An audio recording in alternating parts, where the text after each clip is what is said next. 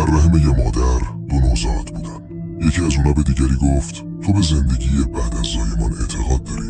اون جواب داد آره معلومه، حتما یه چیزی بعدش هست. شاید ما اینجاییم تا خودمونو براش آماده کنیم. اولی گفت چرا نگو، بعد از زایمان دیگه زندگی وجود نداره. مثلا میخواد چه شکلی باشه؟ نمیدونم، ولی قطعا اونجا روشن‌تر از اینجاست. شاید با پاهامون راه بریم، با دهانمون غذا بخوریم، شاید حواس دیگه ای داشته باشیم که الان درکشون نمی‌کنیم. اولی گفت مزخرفه، راه رفتن غیر ممکنه، غذا خوردن با دهن خنده داره.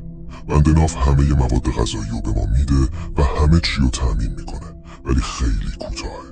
زندگی بعد از زایمان از نظر منطقی رد میشه. دومی گفت اگه اونجا متفاوت باشه چی؟ شاید دیگه نیازی به بندناف نداشته باشیم. اولی گفت باشه، اگه واقعا زندگی بعد از زایمان هست، پس چرا تا حالا کسی از اونجا برنگشته؟ زایمان یعنی پایان زندگی، بعدش فقط تاریکی و پوچیه. دومی گفت ولی ما قطعا مادر رو میبینیم و اون از ما مراقبت میکنه. اولی گفت مادر؟ واقعا به مادر اعتقاد داری؟ اگه وجود داره از الان کجاست؟ دومی گفت اون اطراف ماست، ما از اونیم، به خاطر اونه که ما زندگی میکنیم.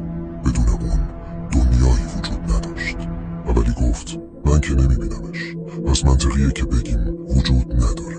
دومی گفت بعضی وقتا وقتی ساکت میشی و خوب گوش میدی، میتونی حضورش رو حس کنی، میتونی صدای پر از عشقش رو بشنوی که از بالا ما رو صدا میزنه. اگه رشد رو دنبال نمیکنی